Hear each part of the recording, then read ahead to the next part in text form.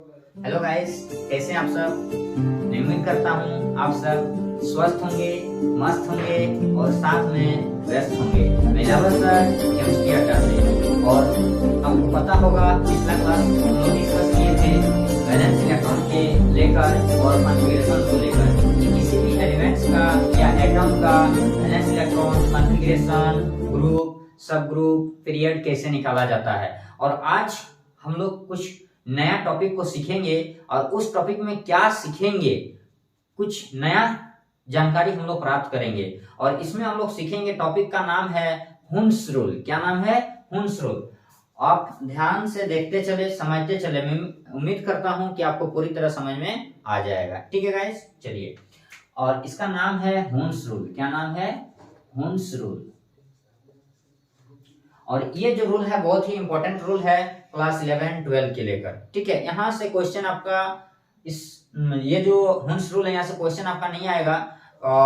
अगर आता भी है तो यहाँ से सब्जेक्टिव क्वेश्चन आता, ऑब्जेक्टिव क्वेश्चन नहीं आता। पूछा जाएगा कि हुन्स रूल का क्या डिस्क्राइब था, उसने क्या बताया था, उसके बारे में हम लोग सीखेंगे कि ये जो हुन्स रूल है, ये जो चाचा का रूल है, इसने क्या बताया था चाचा ने, कि हुन्स रूल क्या बताया था। चलिए हम लोग सीखेंगे हुन्स रूल के बारे। तो हम लोग इलेक्ट्रॉन जो भरते हैं किसमें? ऑर्बिटल में। किसमें भरते हैं? ऑर्बिटल में। तो ऑर्बिटल में इलेक्ट्रॉन जो हम लोग भरते हैं उसमें बताया था हुन्स ने कि इलेक्ट्रॉन को कैसे भरना है, कौन सा तरीका से भरना है, कौन सा मेथड सही है और कौन सा मेथड गलत है, उसके बारे में हम लोग सीखेंगे।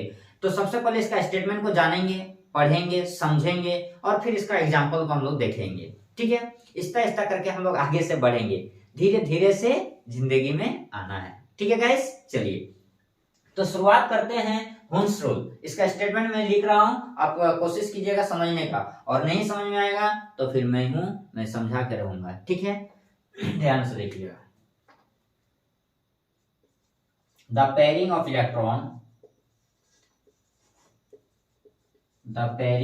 Electron in orbital, if there is no empty orbital for next electron. This rule is known as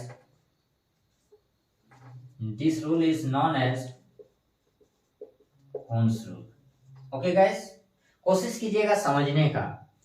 क्या बता रहा था हुन्स ने कि the pairing of electron in orbital, किसी भी ऑर्बिटल में इलेक्ट्रॉन का जो जोड़ा होता है, किसी भी ऑर्बिटल में इलेक्ट्रॉन का जो जोड़ा होता है, पेयर होता है, इफ तभी होगा if there is no empty orbital, यदि आगे खाली घर नहीं है तब। दैट मीन्स अगर सिंपल भाषा में हम लोग सीखेंगे अपना जो हम लोग जानते हैं सिंपल सा लैंग्वेज में, कि किसी बॉक्स में ऑर्बिटल को क्या मान लिया, सोच लो बॉक्स। समझने के लिए आप कुछ भी मान सकते हैं, लेट अस कंसीडर आप कर सकते हैं, आलू, बैगन, गोभी, टमाटर, कुछ भी ले सकते हैं, बस समझ में आना चाहिए क्लियर। ठीक है, क्या आना चाहिए? समझ में आना चाहिए। बाकी आप कुछ भी मान सकते हैं, कुछ भी ले सकते हैं।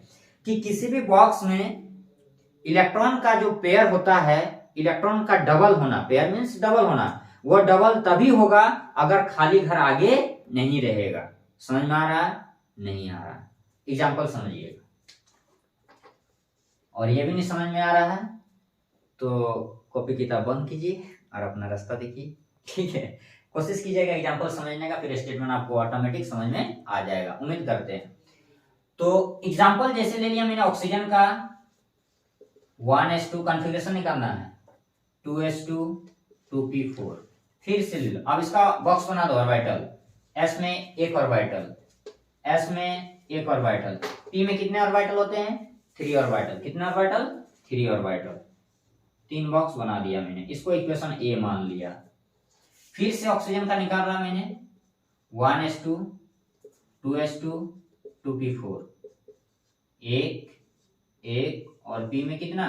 3, इसको इक्वेशन बी मान लिया। सर दोनों में तो सेम दिख रहा है, दोनों में डिफरेंस क्या है? दोनों में तो सेम ही दिख रहा है, लेकिन डिफरेंस दिखेगा, थोड़ा सा वेट तो कीजिए, पेशेंस रखिए, आपको ऑटोमेटिक दिखेगा डिफरेंस। देखिए क्या डिफरेंस दिखने जा रहा है। यहाँ पर 2 इलेक्ट्रॉन है, इलेक्ट्रॉन को भरना कैसे है? एक क्लॉकवाइज और एक एंटी क्लॉकवाइज, एक आएगा और एक जाएगा। तो पहले आएगा, एक आया और एक गया, फिर इसमें 2 इलेक्ट्रॉन, एक आया और एक गया। यहाँ पर 4 इलेक्ट्रॉन है, तो पहले आएगा, एक एक करके आना है, 1 2 3 4। अब इसमें भरते हैं 1 2 1 2 4 1 2 3 4। दोनों में अब डिफरेंस दिख रहा है? नहीं दिख रहा। सूझ रहा है? सूझ रहा है। चलो अब सूझने लगा। देखिए दोनों में डिफरेंस क्या डियर, कि इन फर्स्ट इक्वेशन यहाँ पर इलेक्ट्रॉन जो भरे हम लोग, इलेक्ट्रॉन भरने का जो तरीका देखो दोनों में डिफरेंस है कि नहीं है? है। तो दोनों में इलेक्ट्रॉन जो भरे हम लोग वो डिफरेंट तरीका से भरे हैं। और अब इसमें हम लोग को डिस्कस करना है कि कौन सही और कौन गलत है। तो चाचा ने क्या बताया था, हुंस ने, कि the pairing of electron in orbital, कि इलेक्ट्रॉन का जो पेयर किसी ऑर्बिटल में, if there is no anti orbital for next electron, किसी भी बॉक्स में, किसी भी ऑर्बिटल में इलेक्ट्रॉन का जोड़ा तभी होगा जब आगे खाली घर नहीं होगा। और खाली घर है, कॉन्सेप्ट को समझिए, कि अगर खाली घर है और हम लोग पेयर दिखा दिए तो वो क्या हो जाएगा? रॉन्ग हो जाएगा। क्या हो जाएगा?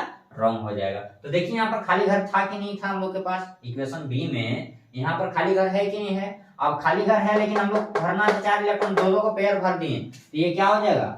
रॉन्ग हो जाएगा। और ये क्या हो जाएगा? सही। क्योंकि खाली घर, अगर ये नहीं रहता बॉक्स, अगर ये ऑर्बिटल नहीं रहता, सपोज दैट ये ऑर्बिटल अगर नहीं रहता तो फिर ये सही होता। बट यहाँ पर ऑर्बिटल है, खाली है, और हम लोग पहले ही पेयर दिखा दिए। So this is wrong and this is right. समझ में आया? यही था आपका हुंस रूल, कि कौन सही है और कौन गलत है। अब इसका कंक्लूजन क्या निकला पता है आपको? पता है, यही चला आपको कि इलेक्ट्रॉन को कैसे भरा जाता है, how to fill electron in orbital, किसी भी बॉक्स में इलेक्ट्रॉन को कैसे भरना है, उसको बारे में बताया था। कौन?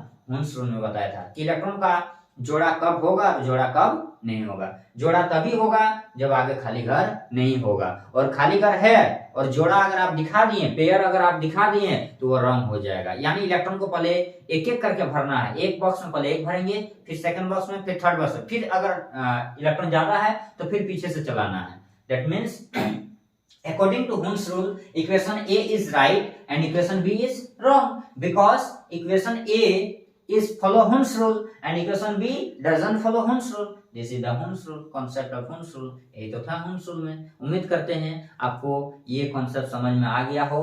ये वीडियो अगर अच्छा लगा हो तो आप इसको अधिक से अधिक लाइक, शेयर और सब्सक्राइब करें चैनल को। और अगर आपको ये वीडियो समझ में नहीं आया हो, पसंद ना आया हो, तो आप एक बार नहीं, आप 10 बार डिसलाइक कर सकते हैं। Thank you, bye bye, love you guys.